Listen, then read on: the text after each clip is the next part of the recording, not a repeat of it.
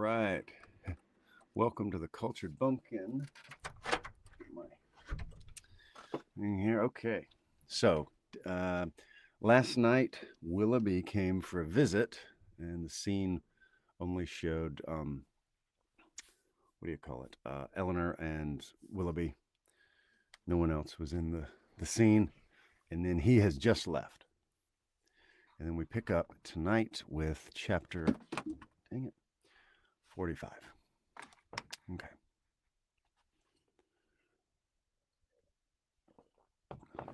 Um, okay. Well, chapter 45. Eleanor, for some time after he left her, for some time even after the sound of his carriage had died away, remained too much oppressed by a crowd of ideas, widely different in themselves, but of which sadness was the general result, to think even of her sister. Willoughby, he whom only half an age ago she had abhorred as the most worthless of men, Willoughby, in spite of all his faults, excited a degree of commiseration for the sufferings produced by him, which made her think of him as now separated forever from her family, with a tenderness, a regret, rather in portion as soon as she acknowledged within herself to his wishes than to his merits. She felt that his influence over her mind was heightened by circumstances which ought not in reason to have weight, by that person of uncommon attraction, that open, affectionate, and lively manner which it was no merit to possess, and by that still ardent love for Marianne, which it was not even innocent to indulge. But she felt that it was so long, long before she could feel his influence less. When at last she returned to the unconscious Marianne, she found her just awaking, refreshed by so long and sweet a sleep to the extent of her hopes. Eleanor's heart was full. The past, the present, the future, Willoughby's visit, Marianne's safety, and her mother's expected arrival threw her altogether in an agitation of spirits, which kept off every indication of fatigue, and made her only fearful of betraying herself to her sister. Short was the time, however, in which that fear could affect her, for within half an hour after Willoughby's leaving the house, she was again called downstairs by the sound of another carriage. Eager to save her mother from every unnecessary moment's horrible suspense, she ran immediately to the hall and reached the outward door just in time to receive and support her as she entered it. Mrs. Dashwood, whose terror as they drew near the house had produced almost the conviction of Marianne's being no more, had no voice to inquire after her, no voice even for Eleanor. But she, waiting neither for salutation nor inquiry, instantly gave the joyful relief, and her mother, catching it with all her usual warmth, was in a moment as much overcome by her happiness as she had been before by her fears. She was supported into the drawing room between her daughter and her friend, and there, shedding tears of joy, though still unable to speak, embraced Eleanor again and again, turning from her at intervals to press Colonel Brandon's hand with a look which at once her gratitude and her conviction of sharing with her in the bliss of the moment, and her conviction of his sharing with her in the bliss of the moment. He shared it, however, in a silence even greater than her own.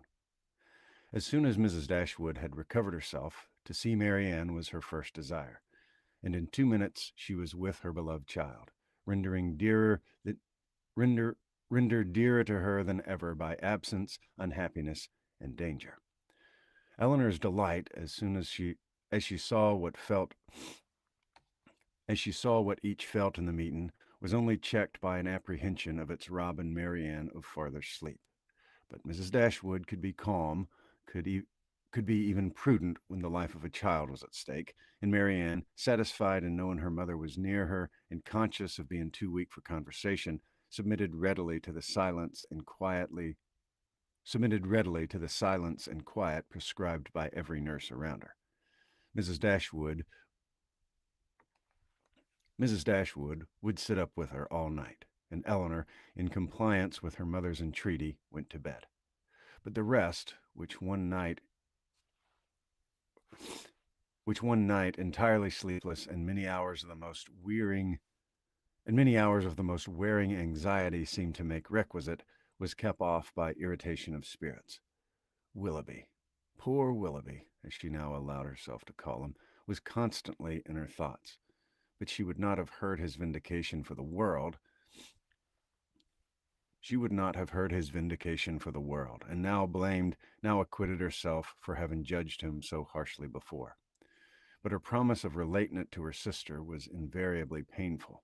She dreaded the performance of it, dreaded what its effect on Marianne might be, doubted whether after such an explanation she could ever be happy with another, and for a moment wished Willoughby a widower.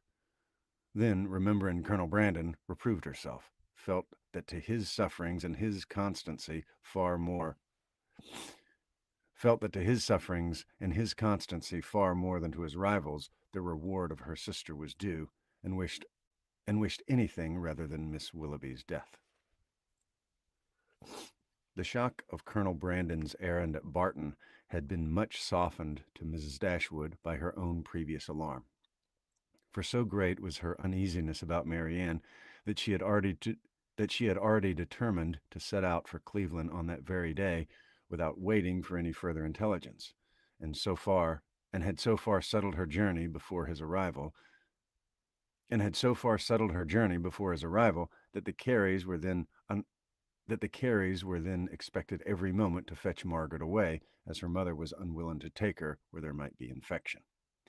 Marianne continued to mend every day, and the brilliant cheerfulness of Mrs. Dashwood's looks and spirits proved to be, as she repeatedly declared herself, one of the happiest women in the world.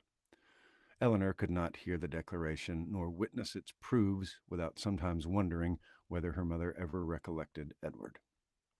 But Mrs. Dashwood, trusting to the temperate account of her own disappointment which Elinor had sent her,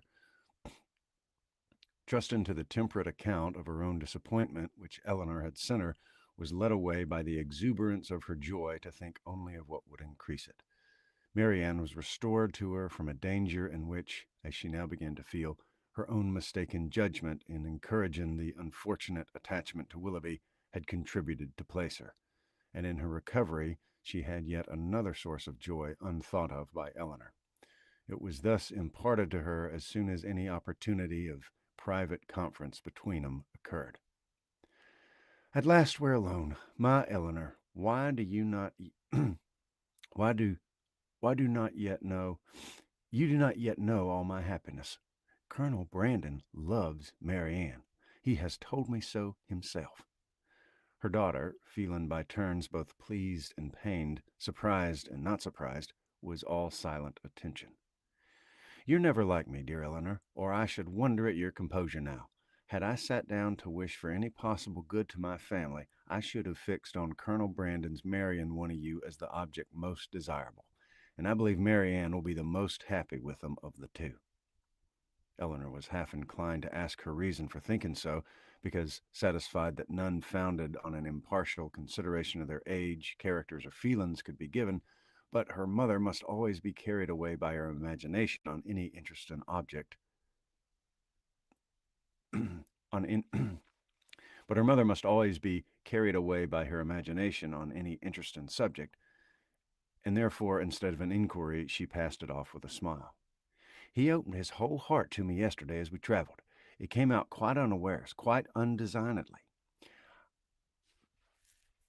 You may well believe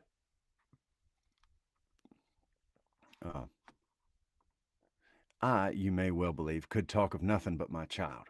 He could not conceal his distress. I saw that it equaled my own, and he perhaps thought that mere friendship, as the world now goes, would not justify so warm a sympathy, or rather, not thinking at all, I suppose, giving way to irresistible feelings, made me acquainted with his earnest, tender, constant affection for Marianne. He has loved her, my Elinor, ever since the first moment of seeing her. Here, however, Elinor perceived, not the language, not the professions of Colonel Brandon, but the natural embellishments of her mother's active fancy, which fashioned everything delightful to her as it chose. his regard for her infinitely surpassing anything that Willoughby ever felt or feigned, as much more warm, as much more sincere or constant, whichever we're to call it, has subsisted through all the knowledge of dear Marianne's unhappy prepossession for that worthless young man, and without selfishness, without encouraging a hope, could he have seen her happy with another. Such a noble mind, such openness, such sincerity, no one can be deceived in him. Colonel Brandon's character, said Eleanor, is as an excellent man is well established. I know it is, replied her mother seriously, or after such a warning I should be the last to encourage such affection, even to be pleased by it. But his coming for me as he did, with such active, such ready friendship, is enough to prove him one of the worthiest of men. His character, however, answered Eleanor, does not rest on one act of kindness, in which his affection for Marianne, were humanity out of the case, would have prompted him. To Mrs. Jennings, to the Middletons, he has been long and intimately known. They equally love and respect him, and even my own knowledge of him, though lately acquired, is very considerable. And so highly do I value and esteem him, that if Marianne can be happy with him, I shall be as ready as yourself to think our connection the greatest blessing to us in the world. What answer did he give you? Did did you allow him to hope? Oh, my love, I could not. Oh, my love, I could not then talk of hope to him or to myself. Marianne might be at that moment dying, but he said he did not ask for hope or encouragement. He was an involuntary confidence, an irrepressible effusion to a soothing hand, not an application to a parent. Yet after a time I did say, for at first I was quite overcome, that if she lived, as I trusted she might, my greatest happiness would lie in promoting their marriage, and once our arrival, since our delightful security, I have repeated to him more fully, have given him every encouragement in my power. Time, a very little time, I will tell, will do everything. Marianne's heart is not to be wasted forever on such a man as Willoughby. His own merits must soon secure it. To judge from the colonel's spirits, however, you have not you have not yet made him equally sanguine? No. He thinks Marianne's affection too deeply rooted for any change in it under the He thinks Marianne's affection too deeply rooted for any change in it under a great length of time, and even supposing her heart free again, is too little diffident of himself to believe that with such a difference of age and disposition he could ever attach her. There, however, he's quite mistaken. His age is only so much beyond hers as to be an advantage, as to make his character and principles fixed. And his disposition, I am well convinced, is exactly the very one to make your sister happy. And his person, his manners too, are all in his favor. My partiality does not blind me. He certainly is not so handsome as Willoughby, but at the same time there's something much more pleasing in his countenance. There was always a something, if you remember, in Willoughby's eyes at times which I did not like. Eleanor could not remember it, but her mother, without waiting for her assent, continued. And his manners, the colonel's manners, are not only more pleasing to me than Willoughby's ever were, but they're a kind I well know to be more solidly attaching to Marianne. Their gentleness, their genuine attention to other people, and their manly, unstudied simplicity is much more accordant with her real disposition than the liveliness, often artificial and often ill-timed, of the other. I'm very sure myself that had Willoughby turned out as really amicable, he should really proved him as he has proved himself to, as he has proved himself the contrary. Marianne Marianne would yet never have been so happy with him as she will be with Colonel Brandon. She paused. Her daughter could not quite agree with her, but her dissent was not heard, and therefore gave no offense. At Delaford, she'll be within an easy distance of me, added Mrs. Dashwood, even if I remain at Barton, and in all probability, for I hear it's a large village, indeed there certainly must be some small house or cottage close by that would suit us quite as well for our present situation. Poor Eleanor! Here was a new scheme. Oh, poor Eleanor! Here was a new scheme for getting her to Delaford, but her spirit was stubborn. His fortune, too, for at my time of life, everybody cares about that. And though I neither know nor desire to know what it really is, I am sure it must be a good one. Here they were interrupted by the entrance of a third person, and Eleanor withdrew to think it all over in private, to wish success to their friend, and yet in wishing it to feel a pang for Willoughby. All right, that is the end of chapter.